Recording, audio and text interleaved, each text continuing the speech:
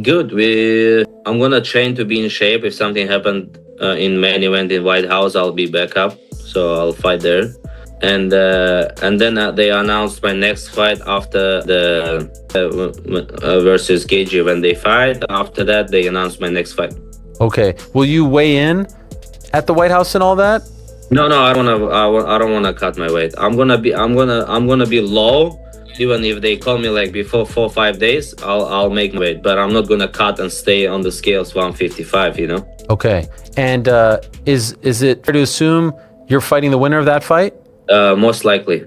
So are you okay with that? There is a couple different things that can happen. Oh, really? Like what? Could you tell us? No, because they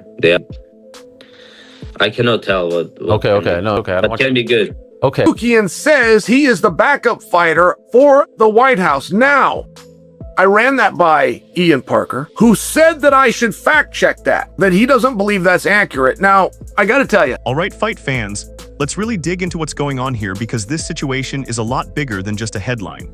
The claim that Dana White revealed Arman Tsarukyan as the official backup for a blockbuster clash between Justin Gaethje and Ilia Topuria at a potential White House UFC event sounds massive, but the reality is far more layered. Right now, this isn't something confirmed directly by the UFC boss. Instead, it's Arman himself stepping forward and putting that claim out into the world. And in the fight game, that alone carries more weight than people might think. This isn't just talk, it's positioning, it's strategy, and it's a calculated move to stay in the spotlight for one of the biggest cards in UFC history. I don't know that it matters from this perspective. Has Tsarukyan been told? Does he have an actual contract? Is he going to get licensed, for example? Is he going to get down to weight, go through a training camp, and fly out like he did once before? Now here's where things start to get serious. Saying you're the backup fighter is easy, but actually preparing like one is a completely different story. A backup for a fight of this magnitude has to be ready at a moment's notice. That means staying in fight shape, going through a full training camp, managing weight properly, and being medically cleared. It also means being mentally locked in for a fight that might not even happen for you. That level of preparation requires discipline and sacrifice, because you're essentially preparing for the biggest opportunity of your career without any guarantee you'll even step inside the cage. If Arman is truly stepping into that role, then behind the scenes he's already putting in that work. Ilia Topuria versus Charles Oliveira. Or is he claiming it, right? Kids used to do this on video games when I was growing up, but it was called dibs. They'd come and they'd put their quarter on the machine. They say, I got dibs. It means that I'm next. And if nobody else has declared that they're willing to step in, if nobody else has declared dibs, it would seem like Arman is the guy. And by the way, there's also an interesting dynamic in MMA that fans don't always talk about, the unofficial system of calling your shot. By publicly saying he's the backup, Arman is doing more than just making a claim. He's planting his flag.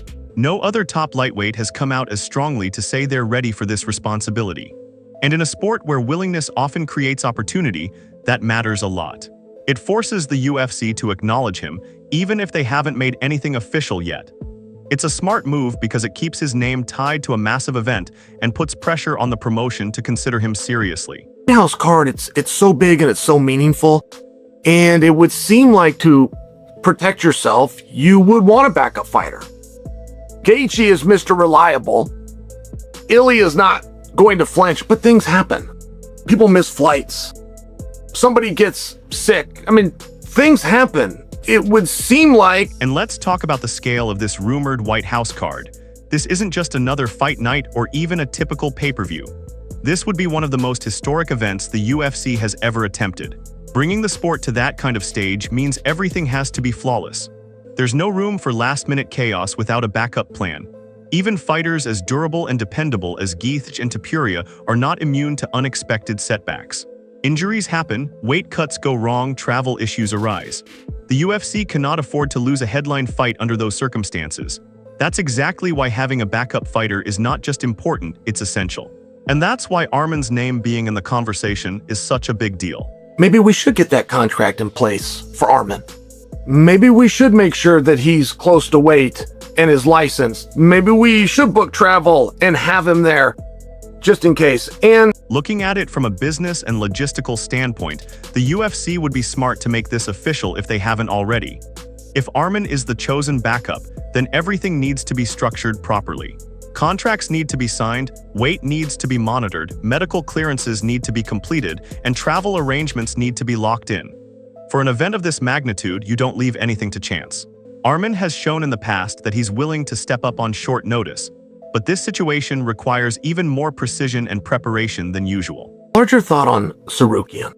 Like, he fell into a very weird purgatory when his fight with Islam didn't materialize. And one person who never disagreed with that, one person who never said, I'm the Another key factor that strengthens Arman's case is his attitude and professionalism throughout his career.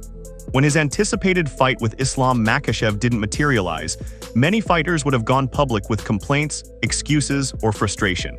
But Arman handled it differently. He stayed quiet, focused on training, and didn't create unnecessary drama. That kind of mindset stands out in a sport where emotions often run high. It shows that he's reliable, disciplined, and focused on moving forward rather than dwelling on setbacks. Those are exactly the qualities you want in a backup fighter for a high-stakes event. I'm being mistreated with Tsarukyan. As a matter of fact, if you remember that timeline, he went quiet. We still do not have clarity on what happened. This roughly 1, 2, 3 in the morning, Dana White gets a phone call from Tsarukyan's team. There's also the mental side of this situation. Being a backup fighter is not easy. You're preparing for war without knowing if you'll actually fight. You have to stay sharp, stay motivated, and be ready to switch on instantly if something changes. That requires a different kind of mindset, one built on patience, confidence, and readiness. Arman seems to embody that anytime, anywhere mentality that the UFC values so highly. There was rumors that there was a back issue, but I'm just here to tell you, we've never really got that cleared up. I mean, Tsarukyan never came out. He never came out with medical reports and a statement from a doctor like a kid would do. He never did any of those things. He actually went quiet for a period of time. When he came back, people were setting him up. They were setting him up to declare, this is what I should get, this is what I'm owed. He never did it. At the end of the day, this situation is still unfolding, and nothing is officially confirmed yet.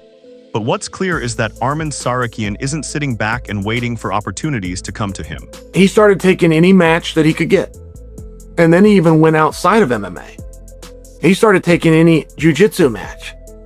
He went outside of jiu-jitsu. He started taking any wrestling match. Like, he's one of these guys where if you're in a purgatory and you got to buy your way out, you got to buy your way out with good deeds. He's done it. And in the world of MMA, that kind of proactive approach can be the difference between getting overlooked and getting the biggest shot of your career. Whether the UFC makes it official or not, Arman has already done something